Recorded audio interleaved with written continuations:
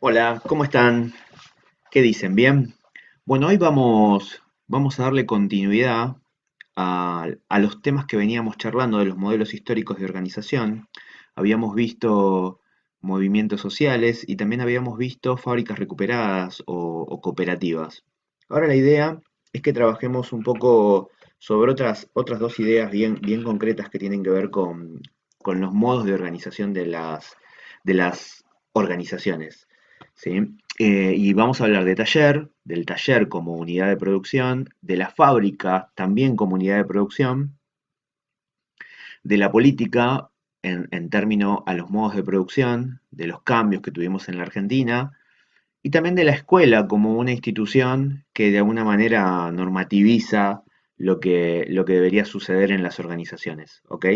Entonces, vamos a empezar a trabajar con taller como unidad de producción artesanal individual, hoy un poco en desuso, aunque hay algunas experiencias actuales que tratan de emular este trabajo de taller donde hay una persona que hace todo, pero no en las mismas condiciones en las que se daban en años anteriores. La fábrica también la vamos a ver como elemento fundamental de la producción capitalista, ¿no? Del gran cambio en el modo de producción es la producción a nivel fabril. ¿Sí? Y vamos a ver que en Argentina se da en un momento determinado con la política, ¿sí? Que se promueve todavía más esa industrialización del país. Y vamos a ver que la escuela tiene un rol importante porque viene de alguna forma a, si se quiere, a utilizarse como elemento para preparar a los trabajadores que luego van a ir a la fábrica. ¿Sí? Entonces lo primero que vamos a ver es el taller. Taller es una unidad productiva artesanal, eso quiere decir que se hace todo manual, mayoritariamente unipersonal. ¿Qué quiere decir esto? Que trabaja una sola persona. Hoy se usa poco como modelo de organización por el avance del capitalismo. Hay más fábricas eh, que organizaciones tipo taller, ¿sí? Pero vamos a ver bien qué las distingue una de otra. Cuando vemos las características del taller, nosotros vemos que el proceso de producción, por ejemplo, en este proceso de producción las personas eligen cómo organizar su proceso de trabajo con total autonomía. ¿Por qué? Básicamente porque son los dueños de las herramientas. Sí, el artesano tiene sus propias herramientas y además posee los conocimientos para poder desarrollar la actividad. Por lo tanto, no depende de nadie y por lo tanto es completamente autónomo para poder organizar su proceso de producción, cómo lo quiere hacer y también, ¿sí?, de cómo va a utilizar sus herramientas. Ahora, este conocimiento que tienen los dueños de las herramientas, o en este caso el artesano, también le permite tener cierta supervisión sobre aquellos trabajadores que podrían ser sus ayudantes, que en general los tienen, ¿sí? Pero bueno, ese conocimiento le permite tener una supervisión sobre esas personas, porque justamente es el que sabe, el dueño del taller, el artesano, y es el que va a enseñarle a sus ayudantes a cómo se hace el trabajo. En términos de tiempos, el artesano maneja absolutamente los tiempos según su propio ritmo y según sus ganas muchas veces se va a proponer eso. ¿Qué quiere decir esto? Que si el artesano hoy quiere trabajar, lo va a hacer y si no, no lo va a hacer. El ritmo lo va a imponer él mismo porque es quien decide su proceso de producción y por lo tanto va a tener una autonomía completa para manejar sus tiempos. Y esto va a tener mucho que ver con que en general los clientes del taller son pocos y se manejan en un ámbito de confianza. Entonces el artesano tiene la posibilidad de decirle que los tiempos se van retrasando, se van adelantando, como de una manera mucho más flexible. En general, además, el artesano define las condiciones de entrega del producto, por lo tanto, va a tener un mayor nivel de negociación y de poder que le va a permitir decirle a un cliente si se lo entrega más tarde sin ningún problema, contrariamente a lo que va a pasar con las fábricas. ¿Sí? En cuanto a las etapas de producción, la persona en el taller va a realizar todas las etapas del proceso de producción, las va a hacer todas juntas. Es decir, va a empezar un producto, va a pasar por todas las etapas y lo va a terminar. ¿Por qué? Porque no hay división de roles, sino que la misma persona hace toda la tarea. Para esto, el patrón va a cumplir un rol específico. Por ejemplo, con sus ayudantes lo que va a generar es un rol del estilo mentor, del estilo docente, donde va a intentar tener más cercanía con sus ayudantes y poderles ir enseñando el proceso de producción hasta que llegue un momento donde la persona, ¿sí? El ayudante o la ayudante, va a poder desarrollar la actividad completa por sí mismo. ¿Sí? Esa va a ser la búsqueda del artesano en el taller. Como decía antes, también se mide mucho por las ganas y la destreza. Proyectan y realizan las tareas según su destreza y sus ganas. Absolutamente basado en eso es como se proyecta la tarea en un taller.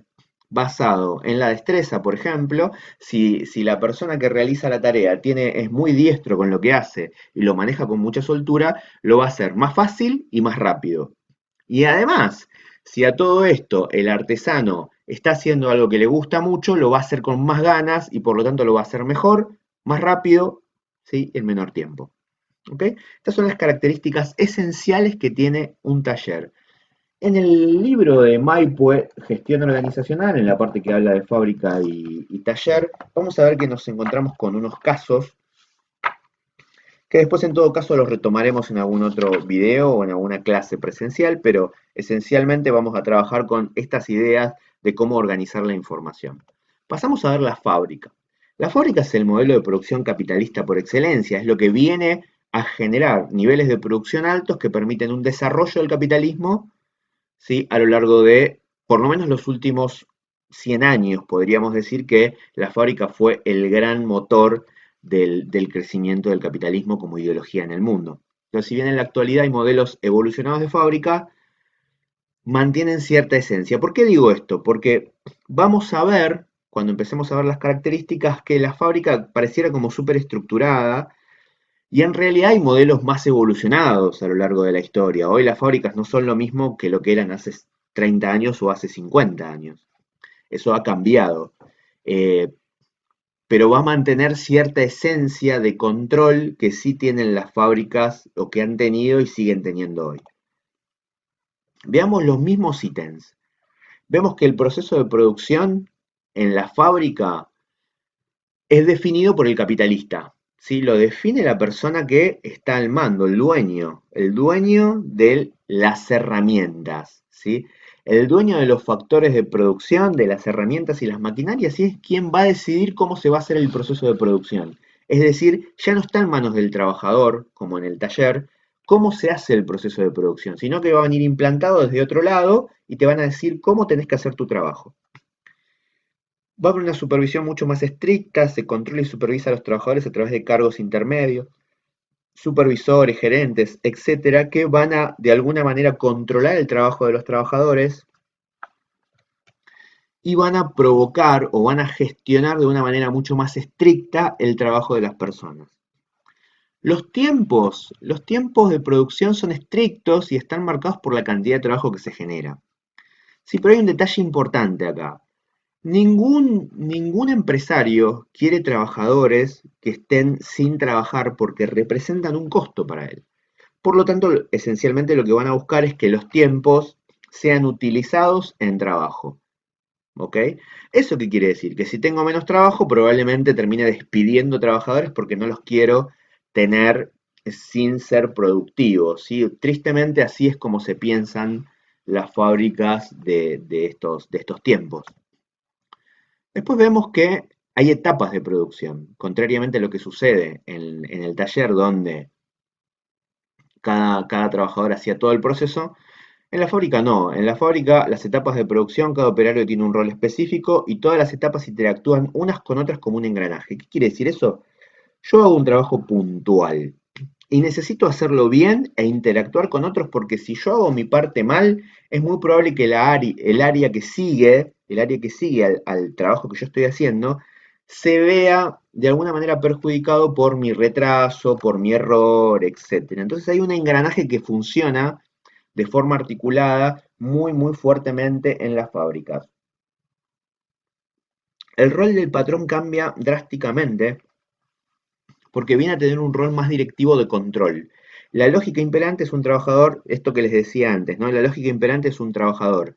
Sin trabajar es un costo empresario. Por lo tanto, hay que evitar ese, ese costo. Y para eso, el patrón tiene un rol muy, muy directivo de control. Ya se pierde el concepto del patrón como docente, como mentor del trabajador, sino que sos un trabajador más que cumple un rol específico dentro de un engranaje de producción mucho más grande. Respecto a las ganas y la destreza, acá las ganas están totalmente marcadas por la máquina. ¿Sí? Acá no importa si vos tenés ganas o no de trabajar. ¿Por qué no importa? Porque en realidad lo que está funcionando, lo que está trabajando es la máquina y vos sos el operador de esa máquina. Y si vos dejás de trabajar, esa máquina se para y deja de producir. Es un costo dejar de producir. Por lo tanto, las ganas acá no van a funcionar como herramienta de trabajo o como concepto de trabajo, sino que más bien puede funcionar la destreza. Ahí sí buscamos un trabajador que cumpla una tarea específica lo más chiquita posible y en la que tenga el menor control posible. ¿Para qué? Para que la haga cada vez mejor, repetitivamente, cada vez mejor, cada vez más rápido, y eso hace que la máquina y la persona sean completamente productivas a lo largo de este engranaje de producción que hablábamos antes. En el caso de los clientes en la fábrica, pueden ser muchos, con volúmenes de pedidos grandes que les da más poder de negociación en las condiciones de entrega. Esto quiere decir que los clientes, contrariamente a lo que pasa en el taller, tienen más influencia sobre el trabajo de la fábrica. Si yo tengo un cliente grande en una fábrica determinada y tengo que cumplir con determinadas condiciones de entrega que se negociaron con ese cliente, que como compra mucho volumen puede negociar esas condiciones, lo que va a pasar es que yo voy a tener que cumplir porque tengo mucho costo detrás que tengo que poder pagar. Los trabajadores son algo que yo no puedo dejar de pagar. Y si mis clientes no me pagan porque yo no cumplo con mis obligaciones, lo que va a pasar es que yo no le voy a poder pagar a mis trabajadores. Entonces es como una cadena que hay que cumplir sí o sí en términos de fábrica. A mayor volumen de producción, mayores costos, mayores responsabilidades y por lo tanto menos pérdida o mayor pérdida de negociación tengo con mis clientes para no poder avanzar en lo que tiene que ver con el manejo autónomo de cómo la fábrica se moviliza, digamos, sino que en este caso voy a depender de un montón de factores a los cuales tengo que poder cumplir constantemente. Muy distinto a cómo se maneja el artesano en el taller, ¿verdad? Entonces, hasta acá vimos, ¿sí? Si hago un repasito para atrás, vimos el taller, vimos 8 condiciones puntuales, ¿sí? Vimos también la fábrica y sus 8 condiciones puntuales y vemos que hay claras diferencias entre la fábrica y el taller. Bueno, ahora lo que tenemos que ver es el rol del Estado, el rol del Estado dentro en nuestro país y cómo influyó en la forma en que se terminó instalando el modelo fabril como estructura fundamental de producción. Y esto sucede por primera vez con el peronismo, a partir de 1943 más o menos, después ya con la primera presidencia de Perón en 1949, 1946. Pero esencialmente el peronismo incide en que la fábrica se convierta en el motor de un país industrializado, ¿no? En los años 40 y 50, primer y segundo periodo de presidencia de Perón, el peronismo le da impulso al desarrollo de la industria en el país a través del desarrollo de la industria pesada, digamos, ¿no? Y también de la industria creciente interna, de la industria de productos de consumo. Y ahí es a donde el mercado interno empieza a tener capacidad de consumo, ¿sí? A partir, por supuesto, de una política de distribución del ingreso, que fue una de las principales características de esta etapa. Yo les voy a pasar un link, van a tener un link posible para ver el capítulo Economía Peronista de Canal Encuentro, donde ahí pueden ver, en una media hora más o menos, cuentan con bastante detalle cómo fue el primer proceso, la primera etapa del periodo peronista y sus políticas económicas, ¿sí? estas políticas que convierten a la fábrica en un modelo de organización productivo, pero a su vez también en un modelo de organización social. Sí, eso esencialmente es la primera etapa del peronismo, ¿no? Y lo hacen a través de un plan que se llama Plan Quinquenal. ¿Sí? El primer plan económico de Perón se llamó Plan Quinquenal, que fue un proyecto económico que dentro del marco del capitalismo, ¿sí? Para no confundir, a veces se lo confunde con socialismo, con la izquierda, etcétera. No, no, siempre dentro del marco del capitalismo, quizás con un capitalismo nacionalista, buscaba el fortalecimiento de un sector industrial, ¿sí? O del sector industrial asalariado. ¿Qué quiere decir eso? Con los trabajadores de las industrias que empezaban a tener capacidad de consumo, ¿sí? Y cuando empezaron a tener capacidad de consumo, las empresas empezaron a producir más para sostener un crecimiento de la economía. Y acá lo que se dio es una modificación del modo de una estructura generalizada en Argentina que era agroexportadora hacia un sector de industrias mucho más fuertes. Acá lo que dice es, en esto que ven acá, eh, la- dice, intentando modificar de este modo una estructura económica caracterizada hasta entonces por un sector agroexportador dinámico, fuerte, hacia un sector eh, y un sector industrial débil, ¿sí? Entonces, justamente había que conformar un sector industrial mucho más fuerte, no era que había que debilitar la agroexportación, sino lo que había que hacer era que había que producir cosas en Argentina que dieran trabajo, ¿sí? En las materias de economía también se ve más adelante que los países que logran desarrollo económico a lo largo de su historia son aquellos que tienen un desarrollo industrial fuerte, no aquellos que son solo agroexportadores. Sí, así que primer plan quinquenal es el que demuestra de alguna manera que las políticas públicas pueden poner a la fábrica como un eje fundamental de su crecimiento. ¿Sí? Así que por eso es tan importante poder verla y analizarla hoy, porque nos permite ver, analizando la fábrica, cómo la fábrica en un contexto determinado puede funcionar de una manera y en otro contexto cambian las condiciones y esa fábrica termina siendo otra cosa.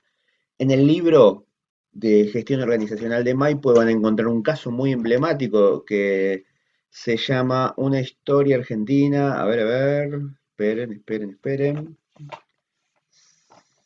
Sí, lo podemos ver un poquito antes, lo hemos visto en algún capítulo anterior. Se llama Una historia argentina de la década del 90, donde básicamente muestra cómo las condiciones de la fábrica cambian en base a las condiciones en las que se desarrolla la economía del país. Ahí es muy claro eso. Entonces no es lo mismo producir en una etapa de desarrollo del país o de crecimiento de los derechos de los trabajadores, que en una etapa justamente de decrecimiento de los derechos y de baja en la productividad del país en general. ¿Sí? Son condiciones muy diferentes que hay que tener en cuenta a la hora de pensar en cuál fue el desarrollo de las fábricas en Argentina. Y para que las fábricas sean ese modelo institucional a seguir, había por supuesto que preparar a aquellos que iban a trabajar a esas fábricas. Y ahí aparece la institución escuela, la institución escolar, como una institución que viene a normativizar a los futuros trabajadores. ¿Qué quiere decir normativizar? Les viene a poner normas, les viene a enseñar cómo es la conducta, cómo es la disciplina en determinados sectores, ¿sí? Para que eh, respondan bien ante determinados estímulos dentro de las fábricas. El formato escuela buscaba hacer productivo el trabajador eliminando las distracciones, ¿no? Y tiene características. Las características de la educación como tal va a tener reglas bien definidas, reglas de comportamiento estricto dentro de la escuela, donde si vos cometés un error sos castigado, incluso, bueno, en la imagen anterior se veía cómo se golpeaba a los chicos. Sí, reglas muy estructuradas de cómo era el comportamiento, ¿no? Reglas de vestimenta, por ejemplo, ir con el guardapolvo X, con el pelo corto, etcétera. A veces en las escuelas secundarias se tenía que ir de traje a la escuela, sí o sí. Pues una característica importante también es el de los tiempos y los espacios. sistema de horarios muy marcado para ingresar y para salir, para los recreos, para las clases, y espacios separados para recreos y clases, ¿no? Como bien disociado esta cuestión de disfrutar de aquello que es aprender, ¿sí? Como bien marcadas esas diferencias. Hoy mismo podemos seguir viendo esta misma situación en cualquier escuela, ¿sí? Donde están todas estas características bien marcadas. Algunas escuelas son más flexibles que otras, pero en definitiva todas mantienen una lógica muy parecida. Un sistema de exámenes memorísticos que sancionan el olvido de contenidos, es decir, vos tenés que aprender de forma de memoria lo que te está enseñando el ilustrado, la persona que está delante tuyo. Y si no sabes una parte, claramente sos castigado por una cuestión de olvido, no por si sabes o no sabes. Entonces, por eso decimos que es un sistema de exámenes memorísticos. Como en la fábrica vos memorizás un movimiento, algo que tenés que hacer todos los días de la misma forma, en el mismo tiempo, con las mismas reglas.